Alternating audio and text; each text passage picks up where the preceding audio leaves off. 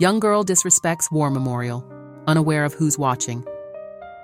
The late afternoon sun cast long shadows across Millbrook Park, its golden light filtering through the leaves of ancient oak trees that had stood sentinel over the small town for generations. The air was alive with the sounds of laughter and chatter, as groups of teenagers, freshly liberated from the confines of Millbrook High, congregated in their usual spots. Among them were Emily Carter and her two best friends, Sophie Nguyen and Matt Donovan. Emily, a vivacious 16-year-old with a mane of unruly auburn curls, led the trio as they meandered along the winding paths of the park. Her infectious laughter rang out as she regaled her friends with the latest gossip from their chemistry class. Sophie, petite and bookish, chimed in with witty observations, while Matt, tall and lanky, punctuated the conversation with his dry humor. As they rounded a bend in the path, the gleaming white stone of the Millbrook War Memorial came into view.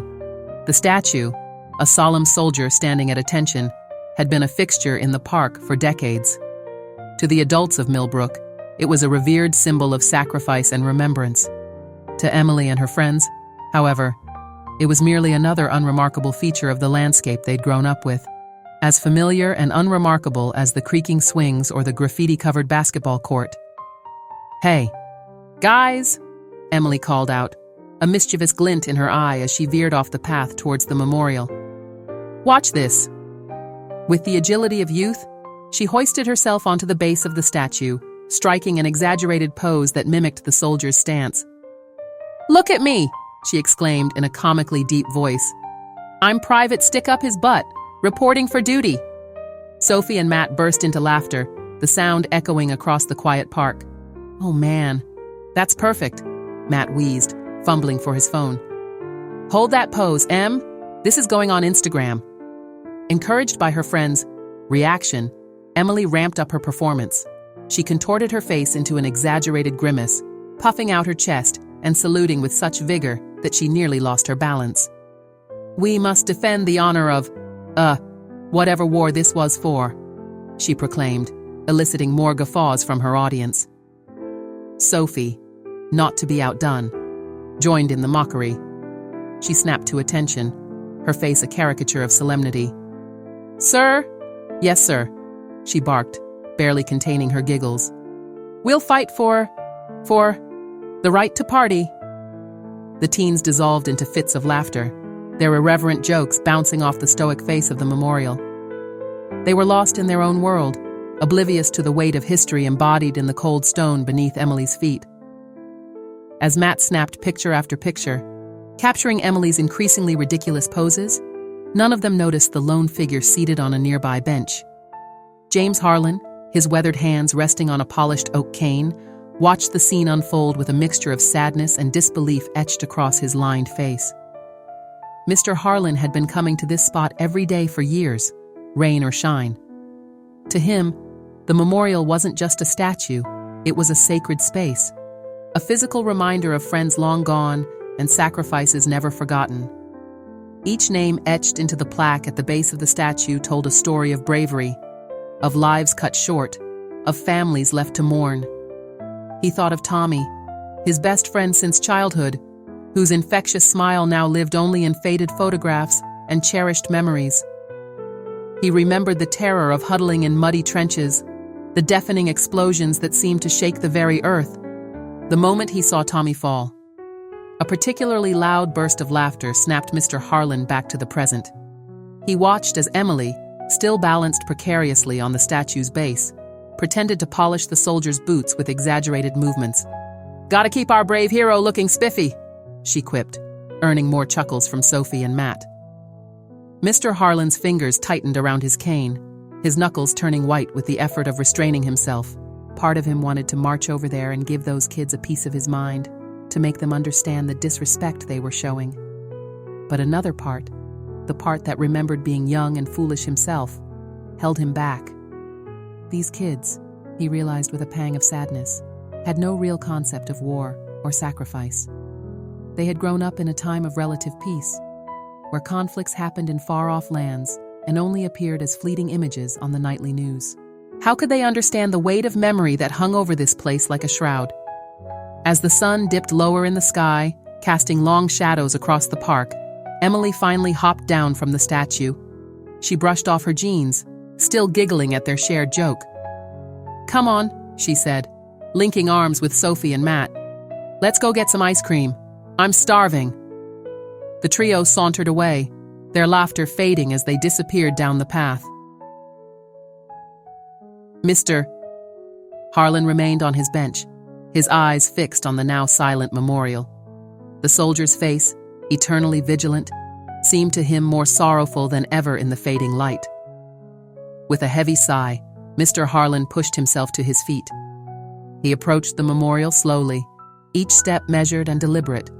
When he reached the statue, he placed a gnarled hand on its cool surface, feeling the familiar texture of the stone beneath his palm. "I'm sorry, old friend," he murmured, his voice barely above a whisper. "They don't understand? Not yet." As the first stars began to twinkle in the darkening sky, Mr. Harlan made his way home, his mind churning with memories of the past and thoughts of the future. He couldn't shake the feeling that something needed to be done. But what? How could he bridge the vast gulf of understanding between his generation and these carefree teenagers? Little did he know that fate would soon provide an opportunity to do just that, setting in motion a chain of events that would change Emily's life and his own in ways neither could have imagined. As the last rays of sunlight painted the sky in hues of orange and pink, James Harlan's slow, measured footsteps echoed through the quieting streets of Millbrook. His mind was still at the park, replaying the scene he had witnessed earlier. The laughter of the teenagers, once a distant sound, now seemed to reverberate in his ears, a stark contrast to the solemn atmosphere that usually surrounded the war memorial. Mr. Harlan's small, neat house on Elm Street was a testament to his life. Photographs of smiling comrades adorned the walls, medals and commendations sat in a glass case, and a neatly folded flag occupied a place of honor on the mantelpiece. As he settled into his favorite armchair, his bones creaking in protest, he couldn't shake the image of Emily Carter balancing precariously on the statue's base, her friends, laughter, egging her on. He reached for a worn photo album on the side table, its pages yellowed with age. As he flipped through it, faces of young men in uniform stared back at him, faces full of hope, bravery, and a touch of fear. His fingers lingered on a particular photograph, a group shot of his unit, all of them barely older than Emily and her friends. "Oh, Tommy," he sighed, his voice barely above a whisper. "What would you make of all this?" Tommy Sullivan had been more than just a fellow soldier. He was James's best friend, the brother he never had. They had grown up together in Millbrook, enlisted together, fought side by side. And it was Tommy who had pushed James out of the way of an incoming grenade, sacrificing his own life in the process. The memory of that day came rushing back with vivid clarity. The deafening explosion, the acrid smell of smoke and gunpowder, the weight of Tommy's lifeless body in his arms. James closed his eyes, willing the images away, but they persisted, as fresh and painful as they had been all those decades ago. He thought about the names etched on the memorial plaque, Tommy's name, along with so many others. Each name represented a story, a life cut short, a family left to mourn. To James, the memorial wasn't just a piece of stone, it was a sacred space, a physical reminder of the cost of freedom. As night fell, James found himself unable to sleep, his mind churning with thoughts of the past and present. He thought about the gulf of understanding between his generation and the youth of today. How could he make them see? How could he help them understand the weight of sacrifice that the memorial represented? The next morning dawned bright and clear, a stark contrast to James's somber mood. Despite the ache in his joints, he dressed carefully in his best suit, the one he wore for veterans events and memorial services. He polished his medals until they gleamed, pinning them to his chest with reverence. As he made his way to the park, his cane tapping a steady rhythm on the sidewalk, James noticed the curious glances from passers-by. It wasn't often that they saw the old veteran dressed so formally on a regular weekday, but James paid them no mind. He was a man on a mission. The park was quieter in the morning, save for a few joggers and dog walkers. James made his way to his usual bench near the memorial, settling in for what he knew might be a long wait. He wasn't sure if Emily and her friends would return, but he was determined to be there if they did. Hours passed. The sun climbed higher in the sky, casting dappled shadows through the leaves. James sat patiently, occasionally nodding to familiar faces who passed by. Some stopped to chat, curious about his formal attire, but he kept his answers vague. This vigil was personal, a duty he felt compelled to fulfill. As the afternoon wore on, James's patience was rewarded. He spotted Emily and her friends entering the park, their backpacks slung carelessly over their shoulders, their laughter carrying across the open space. His heart began to race, a mix of anticipation and apprehension flooding his veins. The teens didn't notice him at first, caught up in their own world as they were. They settled on the grass near the memorial, pulling out snacks and phones, their chatter a constant backdrop to the park's tranquility. James watched them carefully, searching for any sign of yesterday's disrespect. But today, they seemed content to simply sit and talk, the memorial fading into the background of their awareness. He felt a glimmer of hope. Perhaps yesterday had been an isolated incident, a momentary lapse in judgment. As he debated whether to approach them, James caught snippets of their conversation carried on the breeze. They were discussing their plans for the weekend, their latest crushes, the upcoming school dance, the everyday concerns of youth that seemed so far removed from the weighty symbolism of the memorial beside them. In that moment, James realized that the problem wasn't just about respect, it was about understanding. These young people weren't being deliberately disrespectful. They simply had no context for the significance of the memorial. They had grown up in a time of relative peace, where war was something that happened in far-off places, not something that touched their daily lives. With this realization came a sense of purpose. James knew what he had to do. It wasn't enough to simply scold them for their behavior. He needed to help them understand. He needed to bridge the gap between their world and his, to make the names on that plaque more than just engravings in stone. Taking a deep breath, James pushed himself to his feet, his joints protesting the sudden movement. He gripped his cane tightly, steeling himself for the conversation ahead. As he approached the group, he saw Emily glance up, her eyes widening in recognition. She nudged her friends, and a hush fell over the group. James stopped a few feet away from them, his shadow falling across their impromptu picnic. He looked at each of them in turn, noting the mix of curiosity and apprehension in their young faces. Then, with a voice that carried the weight of years and memories, he spoke. "I saw you here yesterday," he said quietly, his tone firm but not unkind. "You were laughing and taking pictures by the memorial." The effect of his words was immediate. Emily's face flushed red, and her friends shifted uncomfortably, avoiding eye contact. The carefree atmosphere of moments ago had evaporated, replaced by a tension thick enough to cut with a knife. James knew that this moment was crucial. He could chastise them, make them feel ashamed of their actions, or he could try to reach them, to help them understand. As he looked at their young faces, so reminiscent of the friends he had lost so long ago, he made his choice. With a soft sigh, he eased himself down onto the grass beside them, setting his cane carefully beside him. The teens watched him warily, unsure of what to expect. "I'd like to tell you a story," James said, his voice taking on a gentler tone. "A story about sacrifice, about friendship, and about the true meaning of that memorial you were climbing on yesterday." As he began to speak, James could see the tension in the teens' postures start to ease. They leaned in, almost despite themselves, drawn in by the quiet authority in his voice and the promise of a tale untold. And so, under the watchful gaze of the silent soldier statue, James Harlan began to weave a narrative that would bridge generations, a story of war and peace, of loss and remembrance. Little did he know that his words would set in motion a chain of events that would change not only the lives of these young people, but the entire community of Millbrook. The following day dawned bright and clear, a typical autumn morning in Millbrook. As the sun climbed higher in the sky, Its warm rays filtered through the half-open blinds of Emily Carter's bedroom, gently rousing her from sleep.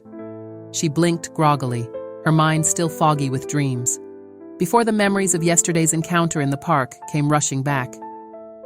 Emily groaned, burying her face in her pillow. The old man's words echoed in her mind, mingling with the lingering guilt she'd felt ever since. She'd tried to brush it off, to convince herself that it wasn't a big deal, but something about the sadness in his eyes had stuck with her. With a sigh, she dragged herself out of bed and began her morning routine. As she got dressed, and together, they joined the stream of students heading towards the imposing brick building that had been the center of their lives for the past 3 years. As they approached the school, Emily noticed that Sophie and Matt seemed unusually quiet.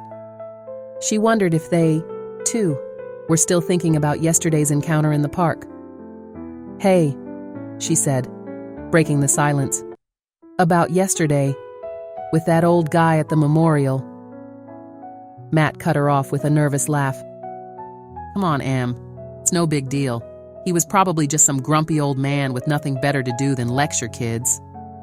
Sophie nodded in agreement, but Emily couldn't help noticing the uncertainty in her friend's eyes. "Yeah, I guess," Emily replied, unconvinced. "But don't you think maybe we went too far? I mean, climbing on the statue and all?" Before either of her friends could respond, they were swept into the chaotic flow of students entering the school.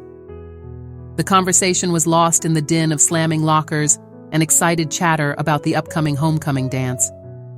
As Emily settled into her seat for first period English, she found her thoughts drifting back to the memorial. She'd passed by it countless times over the years, but had she ever really looked at it? Had she ever stopped to read the names engraved on its base? Her reverie was interrupted by Mrs. Henderson's arrival. The English teacher, a kindly woman in her 50s with a passion for literature, began the class with her usual enthusiasm. "Today, class, we're going to start our unit on war poetry. We'll be examining works from various conflicts throughout history, exploring how poets have grappled with the realities of war and its aftermath." As Mrs. Henderson began to read aloud from Wilfred Owen's Dulce et Decorum Est, Emily found herself transported to a world far removed from the safe confines of Millbrook High. The vivid imagery of soldiers, bent double, like old beggars under sacks, struck a chord deep within her. For the first time, she began to glimpse the harsh realities of war that the memorial in the park represented. When the bell rang, signaling the end of class, Emily lingered behind. She approached Mrs. Henderson's desk, clutching her copy of the poem. "Mrs. Henderson," she began hesitantly, "do you know anything about the war memorial in Millbrook Park?" The teacher's eyes lit up with interest. "I do, actually. It was erected after World War II to honor the local soldiers who never made it home. Why do you ask?" "Emily." Emily shifted uncomfortably, debating whether to share the story of her encounter with Mr. Harlan. In the end, she simply said, "I was just curious. I've walked past it so many times, but I never really thought about what it meant." Mrs. Henderson smiled warmly. "That's often the case with things we see every day, but it's never too late to start paying attention. If you're interested, the local historical society has some fascinating information about the memorial and the soldiers it honors." As Emily made her way to her next class, her mind was abuzz with new thoughts and questions. The rest of the morning passed in a blur, her usual focus on gossip and social dynamics overshadowed by the nagging feeling that she'd been oblivious to an important part of her town's history. At lunch, Emily joined Sophie and Matt at their usual table. As she sat down, she noticed they were huddled over Matt's phone, giggling at something on the screen. "Check it out, Em," Matt said, sliding the phone towards her. "I edited those pics from the park, added some funny captions and everything. It's getting tons of likes."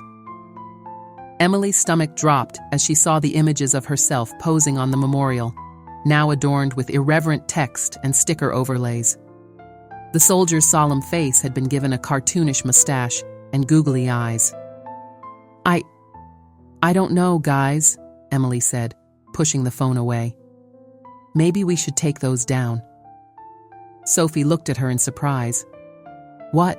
Why? Everyone thinks they're hilarious. Yeah, Matt chimed in. Since when do you care about some old statue anyway? Emily opened her mouth to explain, but the words wouldn't come. How could she make them understand the change she was experiencing when she barely understood it herself? Before she could formulate a response, a quiet voice spoke up from the next table. I think you should take them down too. The trio turned to see Sarah Chen, a quiet girl from their grade who rarely spoke up in social situations. Emily had always found Sarah a bit odd. She was serious and studious, more likely to be found in the library than at parties. What's it to you? Matt asked, a defensive edge to his voice. Sarah met his gaze steadily. My brother died in Afghanistan 3 years ago. His name isn't on that memorial, but it easily could have been. Those soldiers it honors. They were real people, with families and friends who loved them. It's not just some prop for likes on Instagram. A heavy silence fell over the table. Emily felt a mixture of shame and gratitude towards Sarah for putting into words what she had been struggling to express. I'm so sorry, Sarah, Emily said softly. I didn't know about your brother. Sarah's expression softened slightly. Most people don't, but that's kind of the point, isn't it? We walk past that memorial every day, but we don't think about the stories behind it. We don't think about the sacrifices it represents. As the bell rang, signaling the end of lunch, Emily made a decision. Matt, she said firmly, please take down those pictures. It's not right. Matt looked like he wanted to argue, but something in Emily's expression made him think better of it. Fine, he muttered, tapping at his phone screen. But I still don't see what the big deal is. As they gathered their things to head to their afternoon classes, Emily turned to Sarah. Thank you, she said, for speaking up. And I'm truly sorry about your brother. Sarah nodded, a small smile touching her lips. Thanks, Emily. You know, if you're interested, there's a veterans group that meets at the community center every week. They're always looking for young people to get involved, to help keep the memories alive. Emily hesitated for a moment, then nodded. Yeah, I think I'd like that. Maybe we could go together sometime. As they walked to their next class, Emily felt a shift in her perspective. The world around her, the familiar hallways of Millbrook High, the faces of her classmates, all seemed slightly different now. It was as if a veil had been lifted, revealing layers of history and meaning she had never noticed before. The afternoon classes passed in a blur, with Emily only half listening to lectures on algebraic equations and the periodic table. Her mind kept wandering back to the memorial in the park, to Mr. Harlan's sad eyes, to Sarah's quiet strength as she spoke about her brother.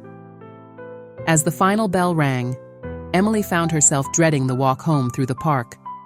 The thought of passing by the memorial, which had once been just another unremarkable feature of her daily routine, now filled her with a mixture of guilt and curiosity.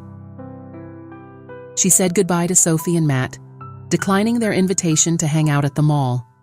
Instead, she took a deep breath and headed towards the park, determined to see the memorial with new eyes. As she approached the familiar statue, Emily slowed her pace.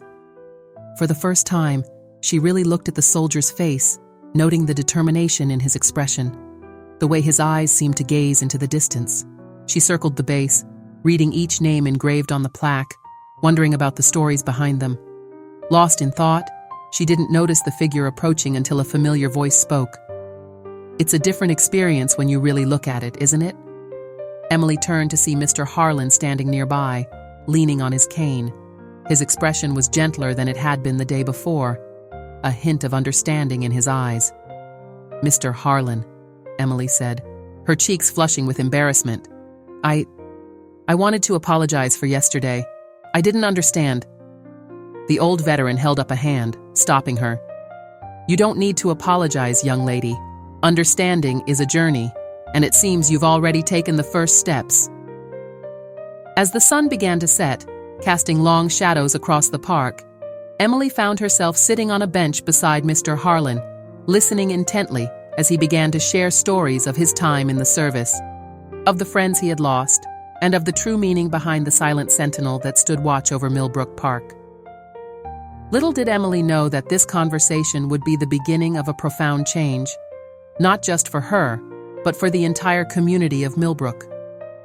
The wheels of understanding and remembrance had been set in motion, and nothing would ever be quite the same again.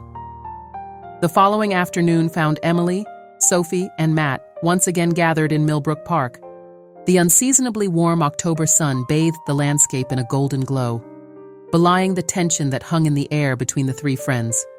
They sat on the grass near the war memorial, the very spot where their carefree antics had taken place just days ago. Now, an uncomfortable silence stretched between them, broken only by the distant laughter of children on the playground and the rustle of leaves in the gentle breeze.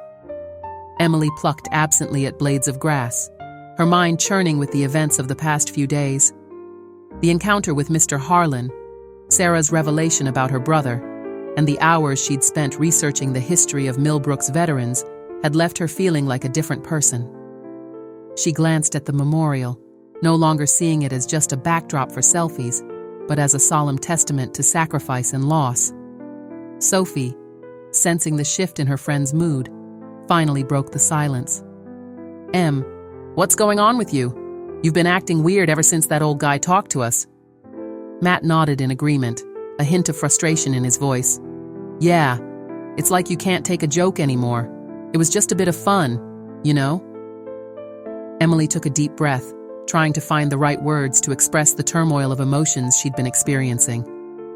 "Guys, I've been thinking a lot about what we did, and I think we were wrong. That memorial, it's not just some random statue. It means something. It represents real people who died for us." Sophie rolled her eyes. "Come on, Emily. Don't tell me you're buying into all that patriotic propaganda. It's ancient history. What does it have to do with us?" Before Emily could respond, the rhythmic tapping of a cane on pavement caught their attention. Mr. Harlan approached slowly, his presence commanding despite his age. The teens fell silent, an almost palpable tension settling over the group. "Good afternoon," Mr. Harlan said, his voice firm but not unkind. "I couldn't help overhearing your conversation. I hope you don't mind if I join you for a moment?" Emily quickly made space on the grass, gesturing for Mr. Harlan to sit. Sophie and Matt exchanged uneasy glances, but remained silent. Mr. Harlan eased himself down with a soft grunt, his joints protesting the movement. He looked at each of the teens in turn, his gaze lingering on Emily. "I believe we have some unfinished business from the other day," he said. Matt, unable to contain himself any longer, burst out, "Look, mister, we didn't mean any harm. It was just a joke, okay? No need to make such a big deal out of it." Mr. Harlan's expression remained calm, but there was a glint of steel in his eyes. "A joke, you say? Tell me, young man, do you know what that memorial represents? Do you know the weight of the sacrifices it honors?" Sophie, sensing Matt's growing discomfort, jumped in. "It's just a statue. It doesn't really mean anything to us. We didn't hurt anyone." The old veteran's shoulders sagged slightly, a deep sadness etching itself across his weathered features. He reached into his pocket and pulled out a small, worn photograph. "I want to show you something," he said, holding out the picture for the teens to see. Emily leaned in first, followed hesitantly by Sophie and Matt. The black and white image showed a group of young men in military uniforms, their faces a mix of bravado and barely concealed apprehension. They couldn't have been much older than the teens themselves. "This is me and my unit," Mr. Harlan explained, his voice taking on a distant quality, as if he were seeing not just the photograph, but the memories it evoked. "We were all about your age when we went off to war. Most of these men didn't come back." His finger traced over the face of one soldier in particular, a young man with a lopsided grin and eyes that sparked with life even in the faded photograph. "This was Tommy Sullivan, my best friend since childhood. We grew up right here in Millbrook, used to play in this very park." Mr. Harlan's voice wavered slightly as he continued.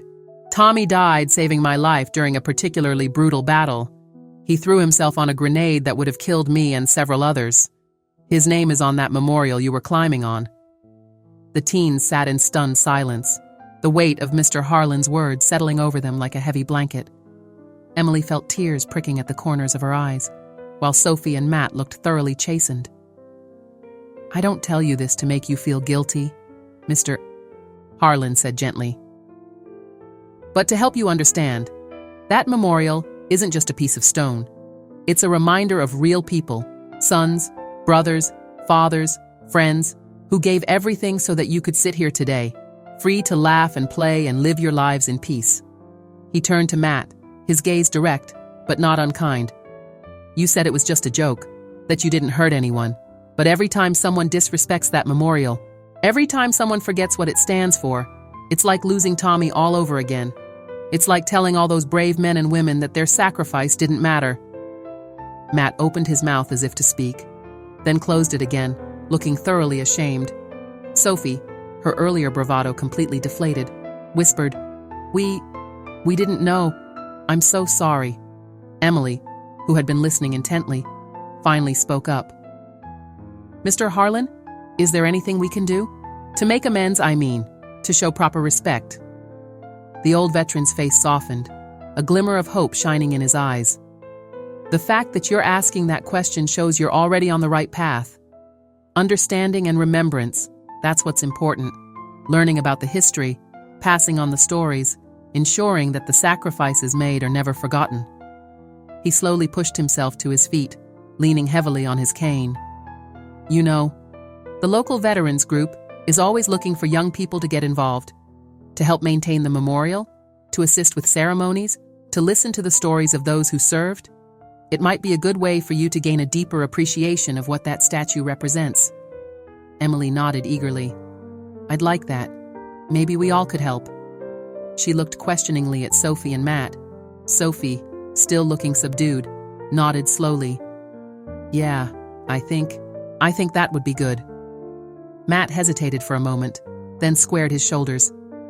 "Count me in too. It's the least we can do." Mr. Harlan smiled, a genuine warmth spreading across his face. "I'm glad to hear it. You know, when I first saw you the other day, I was angry. But now, I'm hopeful. You young people are the future. It's up to you to carry on the memory, to ensure that the sacrifices made are never in vain." As the sun began to dip towards the horizon, painting the sky in brilliant shades of orange and pink, the four of them stood before the memorial. The statue of the soldier, which had once seemed so unremarkable to the teens, now stood as a powerful symbol of sacrifice and remembrance. Emily, feeling a surge of emotion, stepped forward and gently placed her hand on the cool stone base. "I promise," she said softly. "We'll do better. We'll remember." As they parted ways, the teens with a newfound sense of purpose and Mr. Harlan with a lightened heart, none of them could have predicted the ripple effect their conversation would have. The seeds of understanding planted that day would grow into something far greater than any of them could have imagined, touching not just their lives, but the entire community of Millbrook. The war memorial stood silently in the fading light, its significance renewed in the hearts of a new generation. And somewhere, in whatever realm heroes go when they leave this world, Tommy Sullivan smiled, knowing that his sacrifice, and the sacrifices of so many others, would not be forgotten. The following Saturday dawned crisp and clear, the kind of autumn morning that paints the world in vibrant hues of red and gold. Emily Carter stood at the entrance of the Millbrook Community Center, nervously shifting her weight from foot to foot. She checked her watch for the third time in as many minutes, wondering if she'd made a mistake in coming. Just as she was considering leaving, she heard familiar voices approaching. Sophie and Matt rounded the corner, engaged in animated conversation. Emily felt a wave of relief wash over her. She hadn't been sure they would actually show up. "Hey, Em!" Sophie called out, a tentative smile on her face. "We're not late, are we?" Emily shook her head. "No, you're right on time. I was just... Well, I'm a little nervous, I guess." Matt nodded, looking uncharacteristically serious. "Yeah, me too," But after everything Mr. Harlan said, it feels important to be here, you know? Before Emily could respond, the community center doors swung open, and Mr. Harlan emerged, leaning on his cane. His face lit up with a warm smile when he saw the trio. "Ah, you made it. I'm so glad you could come. The others are already inside. Shall we?" As they followed Mr. Harlan into the building, Emily couldn't help but notice how different he seemed from the stern figure they'd encountered in the park just days ago. There was a spring in his step, and a twinkle in his eye that spoke of barely contained excitement. The meeting room was a modest space, its walls adorned with faded photographs and framed medals. A group of about a dozen people, most of them elderly, sat in a loose circle of chairs. They looked up as Mr. Harlan led the teens in, curiosity evident on their faces. "Everyone," Mr. Harlan announced, his voice carrying a note of pride, "I'd like you to meet Emily, Sophie, and Matt. They've expressed an interest in learning more about our experiences and helping with our memorial efforts." A murmur of approval rippled through the room. An elderly woman with silver hair and kind eyes spoke up. "It's wonderful to see young people taking an interest. Please, come sit with us." As the teens took their seats, Emily couldn't help but feel a bit overwhelmed. The weight of history in the room was almost palpable, emanating from the weathered faces and proud postures of the veterans around them. Mr. Harlan took a seat next to Emily, giving her an encouraging nod. "Now," he said, addressing the group, "I thought today we might share some of our stories with our young friends here, help them understand what the memorial in the park really stands for." A tall, thin man with a neatly trimmed white beard cleared his throat. "I'll start, if that's all right," he said, his voice gravelly but strong. "Name's Frank Donovan. I served in Vietnam." As Frank began to speak, the room seemed to fade away. His words painted vivid pictures of dense jungles, sweltering heat, and the constant, gnawing fear that accompanied every patrol. He spoke of friends lost, of moments of incredible bravery, and of the struggle to readjust to civilian life after the war. Emily found herself leaning forward, completely engrossed. She glanced at Sophie and Matt and saw her own rapt attention mirrored in their faces. When Frank finished, there was a moment of respectful silence before another veteran, a woman named Maria Gonzalez, began her tale. She had served as a combat medic in Iraq, and her stories were a mixture of heartbreak and hope. Lives lost, and lives saved under the most harrowing of circumstances. As the afternoon wore on, more veterans shared their experiences. Some stories were filled with action and danger, others with the quiet courage of those who served behind the lines. But all of them spoke of sacrifice, of time, of innocence, of friends lost and futures forever altered. Mr. Harlan was the last to speak. He pulled out the same worn photograph he had shown the teens in the park, but this time, he delved deeper into the story of Tommy Sullivan and their shared childhood in Millbrook. "Tommy and I grew up on the same street," Mr. Harlan began, his voice soft with remembrance. "We were inseparable from the time we could walk, always getting into scrapes, always looking out for each other." He described their enlistment, how they had sworn to watch each other's backs, just like always. Then, his voice faltering slightly, he recounted the fateful day when Tommy had given his life to save not just James, but several of their fellow soldiers. "It happened so fast," Mr. Harlan said, his eyes distant. "One moment we were on patrol, the next there was shouting about a grenade. I felt someone shove me hard, and then the world exploded." Emily felt tears pricking at her eyes as Mr. Harlan described the aftermath, the ringing in his ears, the acrid smell of smoke and blood, and the gut-wrenching realization that Tommy was gone. "When I close my eyes, I can still see him," Mr. Harlan continued, his voice barely above a whisper. "Not as he was in that last moment, but as the boy I grew up with, laughing, full of life and dreams. That's who I see when I look at that memorial. That's who I remember." As Mr. Harlan finished his story, a profound silence fell over the room. Emily looked around and saw that she wasn't the only one with tears in her eyes. Even Matt, who usually maintained a tough exterior, was visibly moved. After a moment, Emily found her voice. "Thank you," she said, her words directed not just to Mr. Harlan but to all the veterans in the room. "Thank you for sharing your stories with us, and thank you for your service. I never really understood what that meant before, but I think I'm starting to now." Sophie nodded in agreement, wiping at her eyes. "It's like the memorial has come alive," she said. "It's not just names on stone anymore. It's real people, real stories." Matt, his voice uncharacteristically subdued, added, "I feel like such an idiot for how we acted before. We were so disrespectful, and we didn't even realize it." Mr. Harlan reached out and patted Matt's shoulder. "The important thing is that you understand now," he said gently, "and that you're here, willing to learn and to help." As the meeting began to wind down, the veterans chatted with the teens, answering questions and sharing more personal anecdotes. Emily found herself in conversation with Maria, the former combat medic, fascinated by her experiences and her continued work in veterans' healthcare. Before they knew it, the afternoon had slipped into early evening. As they prepared to leave, Mr. Harlan addressed the group one last time. "I want to thank our young friends for joining us today," he said, his voice warm with appreciation. "Your presence here, your willingness to listen and learn, it means more than you can know.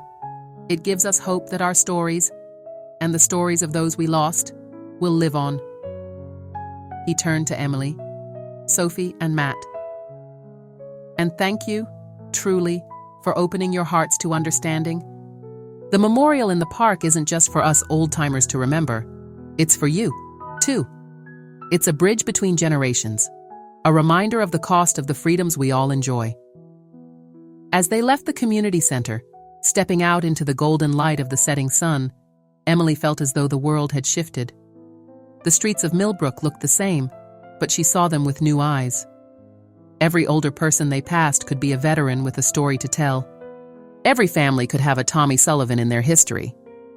"Guys," Emily said as they walked, "I think we need to do something.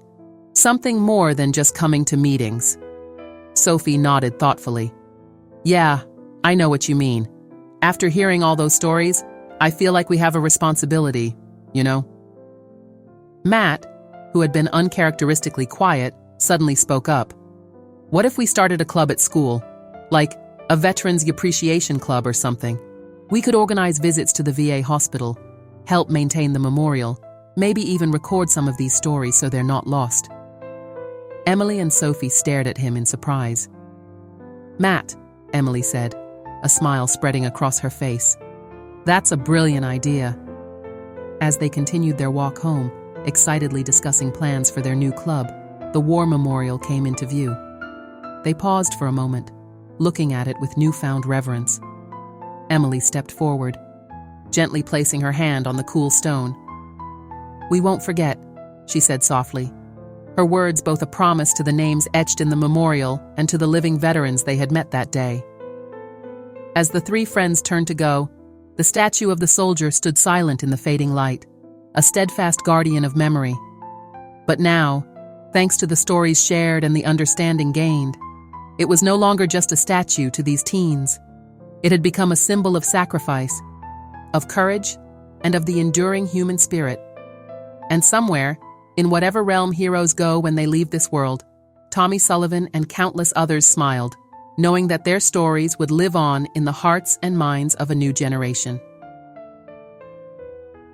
The following Monday morning dawned gray and drizzly, matching the somber mood that had settled over Emily, Sophie, and Matt.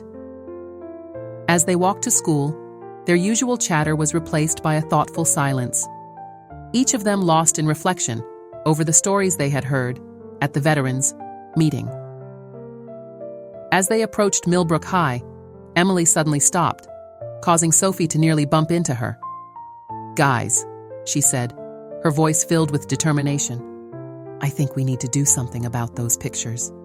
Matt winced, knowing exactly what she was referring to. The edited photos of their disrespectful antics at the memorial were still circulating on social media, gathering likes and comments from their classmates who were unaware of the journey the three friends had been on over the past week. Sophie nodded slowly. You're right. But how do we even begin to fix this?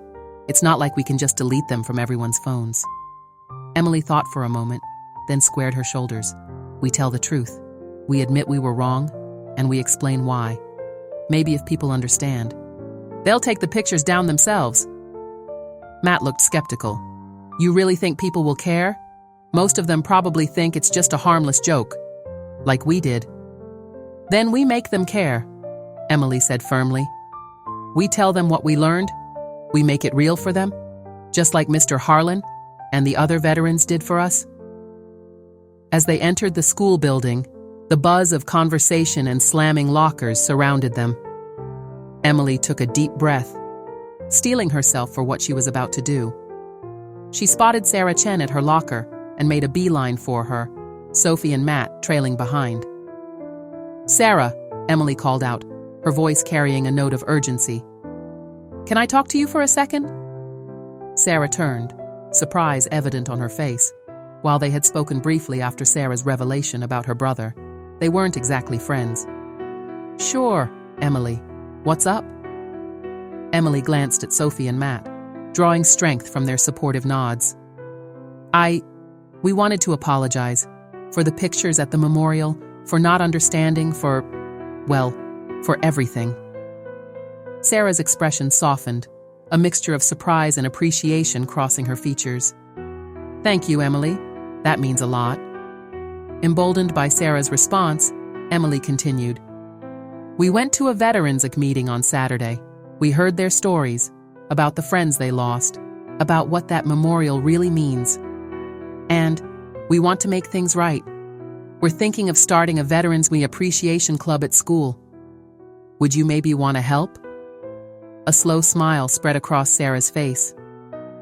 I'd like that, she said softly. My brother would have liked that too. As the first bell rang, signaling the start of classes, Emily felt a weight lift from her shoulders. It was a small step, but an important one. She turned to Sophie and Matt. Okay, one down. Now we just need to figure out how to reach everyone else. Throughout the morning, the three friends brainstormed ideas between classes. By lunchtime, they had a plan. As they entered the cafeteria, Emily's heart was pounding, but her resolve was firm. She climbed onto a chair, ignoring the curious and confused looks from her classmates. Can I have everyone's attention, please? She called out, her voice wavering slightly before steadying. The cafeteria gradually fell silent, all eyes turning towards her. Emily took a deep breath and began to speak. A lot of you have probably seen the pictures we posted last week, the ones of us messing around at the war memorial in the park, she said, her voice carrying across the now quiet room. We thought it was just a bit of fun, a harmless joke, but we were wrong. So wrong. She went on to describe their encounter with Mr. Harlan, the veterans meeting, and the stories they had heard. Her voice cracked as she recounted Mr. Harlan's tale of Tommy Sullivan, the friend he had lost. That memorial isn't just a statue, Emily continued, her eyes scanning the room and meeting the gazes of her classmates. It's a reminder of real people who gave their lives for us. People like Sarah's brother, who died serving our country. People who had families, friends, dreams, and futures, just like us. Sophie stepped forward, adding her voice to Emily's. We're asking you to take down those pictures, not because we're embarrassed, but because we understand now how disrespectful they are, and we're hoping you'll understand too. Matt, in a move that surprised even himself, spoke up as well. We're starting a Veterans on Appreciation Club, to learn more, to help out, to make sure these stories and sacrifices aren't forgotten. If any of you want to join us, you're welcome. As Emily stepped down from the chair, the cafeteria remained silent for a long moment. Then, slowly, applause began to build. It wasn't raucous or celebratory, but respectful, appreciative. Sarah was the first to approach them, tears glistening in her eyes. Thank you, she said simply, pulling Emily into a hug. Throughout the rest of the day, students approached the trio, some to apologize for sharing the photos, others to express interest in the new club. Even a few teachers, having heard about the lunchtime speech, commended them for their maturity and willingness to admit their mistake. As the final bell rang, Emily, Sophie, and Matt found themselves back at their lockers, a sense of accomplishment mingling with lingering regret. "Do you think we did enough?" Sophie asked, worry creasing her brow. Emily smiled softly. "I think it's a start. We can't change what we did, but we can change how we act going forward. And maybe, just maybe, we've helped others understand too." Matt nodded, a determined look in his eyes. "We're not done yet, though. We've got a club to organize, and I was thinking maybe we could arrange a school trip to the memorial, get Mr. Harlan to talk to everyone." As they left the school building, the rain had cleared, and weak sunlight was breaking through the clouds. They turned their steps towards the park, towards the memorial that had taken on such new meaning for them. Standing before the statue, Emily reached out and gently touched the cool stone. "We're sorry," she whispered, her words meant for all those the memorial represented. "And we promise, we'll do better. We'll remember." As they stood there, a figure approached from the path. It was Mr. Harlan, his face breaking into a warm smile as he recognized them. "Mr. Harlan," Emily called out, a hint of nervousness in her voice. We wanted to tell you something." As they recounted the events of the day, the apology, the speech, the nascent club, Mr. Harlan's eyes grew misty. When they finished, he was silent for a long moment, looking at each of them in turn. "You know," he said finally, his voice thick with emotion, "when I first saw you climbing on this memorial, I was angry.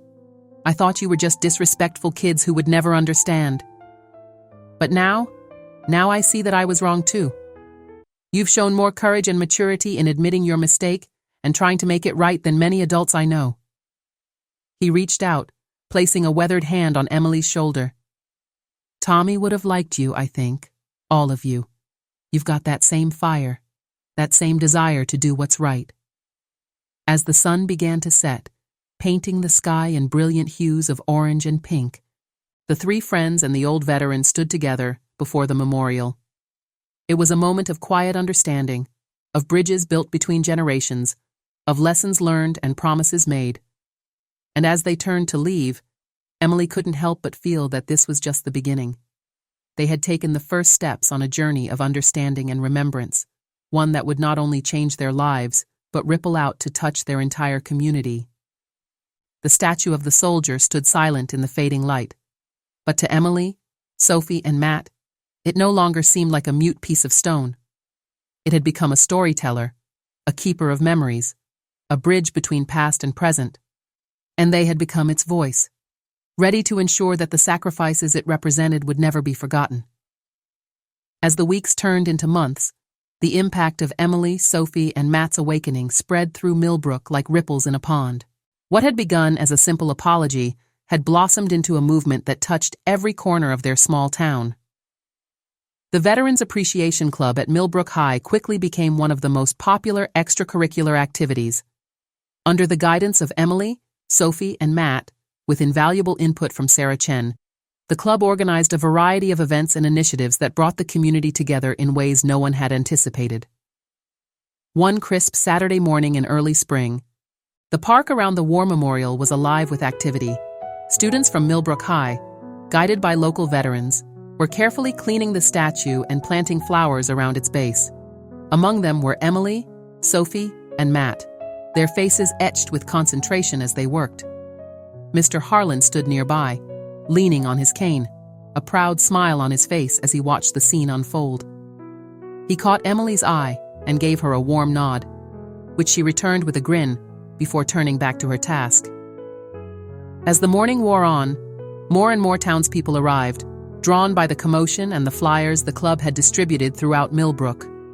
Families with young children, elderly couples, and everyone in between gathered around the memorial, many of them seeing it with new eyes. At noon, Emily stepped forward, her voice carrying across the assembled crowd. Disclaimer: this channel does not support or tolerate any form of discrimination, racism, prejudice, or violation of human rights.